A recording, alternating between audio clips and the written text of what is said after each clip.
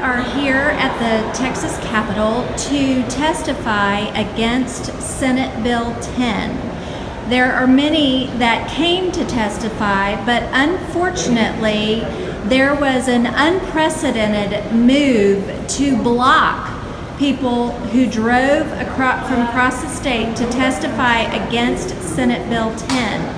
Unfortunately, Chairman Thompson cut off testimony and handpicked 4 people for the bill, 4 people against the bill, making it look like it was evenly split. But unfortunately, it's not evenly split. We have conservatives from across the state who truly understand the danger that this mental health bill presents. And Mark, do you want to talk about your travels down here? Sure. Yeah, I came over from Houston. There were a lot of bills up today that I wanted to testify on, and I did in several of the other, in at least one other committee that I got to testify in.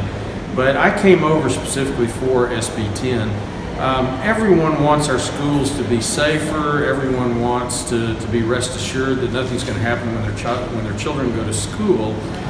But that also means that we protect them, we bring them up in our values, not some value that comes down maybe from the state. And SB10 kind of stands that on its ear a little bit. It essentially sets up this health consortium that we shovel $200 million of taxpayer money to start with, and this money goes to a group of people who think that it's okay as a group to tell little boys and girls that they can go have surgery and change their biological sex.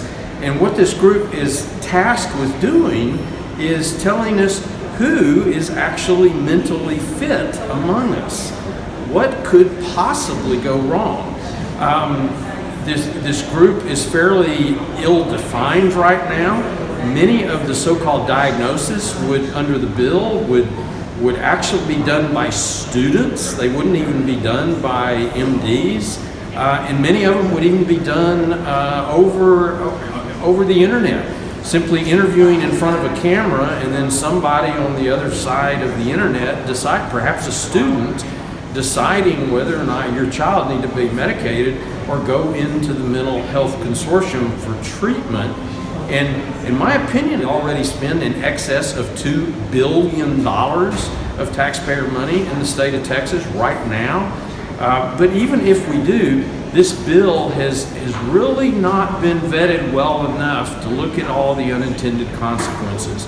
What could possibly go wrong with a situation like this, where you could have students that turn in another student, maybe for reasons unrelated to their true mental state.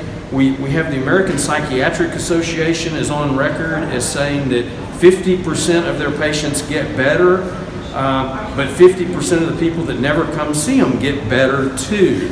We have HB1, where we spend this $2 billion already, that says that 58% of that treatment is successful, meaning that 42% is not successful. Again, nobody's for making schools less safe or anything like that, but we just really don't think this bill has been vetted and is in a form that it's actually ready for passage by both houses. Thank you. Thank you. What would you like to say, David? David Carter out of Temple. I'd like to say that this whole mental health consortium that they're going to embed in all the schools in Texas smacks of George Orwell's book from 1984. And this is just a bunch of mental health professionals that want to increase their the job opportunities for their grad students, because the grad students are the ones that will be doing a lot of this interviewing. But then they'll push it on down to the mental health counselors, the basic counselors in the schools. And I don't think the schools do a good enough job turning out little Americans now. They turn out more little socialists. And all we're going to get out of this whole thing is some secular, non-religious value system being forced onto our kids and our grandkids. That's all I have to say about it. I'm opposed to the bill. Jill, I want to get your take on it because I think it does tie in to the other bill, House Bill 517, where also people were cut off. But there is a direct connection. Do you want to talk about that? Sure. There is a connection because our School Psychologists Professional Association, their position statement is affirming of things that I think many parents across Texas would be very concerned about. And one of those things is the very thing that House Bill 517 addressed, which was that if a child of one sex has feelings or belief that they should be the other sex, then the school psychologist would be in the position, very likely, if they're behaving according to their professional organization, of affirming that child. And it's possible that that could even happen without the parents' knowledge of that. And so I think Christian parents particularly have reason to be very concerned about the worldview and the treatment methods that would be introduced in the school that perhaps would be contrary to their value system. And it's possible that they wouldn't even know that their child may being treated at the school by other value, with a treatment with other values.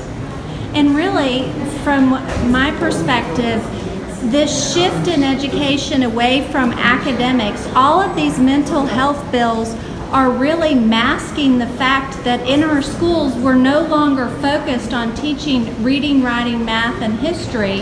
It's all about attitudes, values, beliefs, and behaviors. And when you shift to that and you set up these frameworks for funding, the people with an agenda, whether it's an agenda I agree with or not, have access to our children to modify their attitudes, values, beliefs, and behaviors. And so we want to call on Governor Abbott, Lieutenant Governor Patrick, and Speaker Bonin to hear the voice of Texas Republicans who are saying no to these bills, veto these bills, and stop these bills. Because if you want to turn Texas blue, it's you doing it by acting and passing legislation that is blue. Get the data. Yes. Part of what this bill does Yes. is if your child was identified as even having a potential problem, the system would function much like CPS functions today, where you are guilty until proven innocent on your nickel to their satisfaction.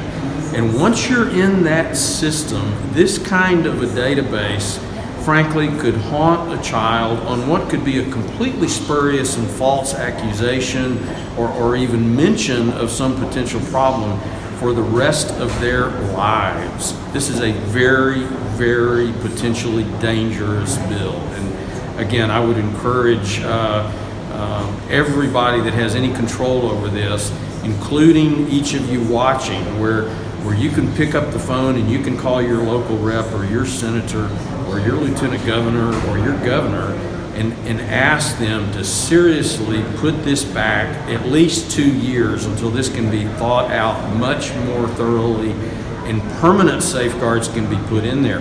Currently, there are some safeguards that on their surface could protect some parental rights. Most of them have caveats in there, but there are some that could protect parental rights. However, what will not ever go away, those safeguards could go away at the next legislative session. What will never go away is this framework, this mental health consortium that will be with us forever, and I can guarantee you that next session they'll be back asking for much, much, much, much more money. Alice, I'd like to make a point. I know that some of the state senators that I contacted when SB10 first was in the Texas Senate, they actually, when I voiced my concern, and other people did too, they actually felt like by adding an amendment that no child would have a mental health evaluation without their parents being notified, they felt comfortable then voting for that bill. But I think it was you that pointed out to me that with all this federal funding, coming in on some of these other companion bills, then you're going to have a situation where the federal money that Abbott wants is going to have strings attached, which is going to say you are going to collect data on all the children and you're going to share it. And then so what are the teachers going to do? And as you said, in the past, when situations like this occur, they always think that the federal law trump the state law, even though that's not true. No one seems to be fighting it. And so that's a big concern of mine. Another concern of mine is something I actually heard in the testimony, one of the people, a proponent of this bill, and that is when they claim that 20% of the children have mental disorders. Does that mean that they're going to be evaluating 20% of the children? I mean, we all know it's eventually going to be all of them if it's not already, but that's a lot of children, and I don't think 20% of the children have mental illnesses. And so that's the scary part about it, is who's running the show. And they'll be permanent label. Yeah. Because then you keep a permanent database with the federal government. So 20% of your children are going to be labeled as mentally deficient. And they'll never go away. And what happens when they apply for a concealed carry, 10 years down the road?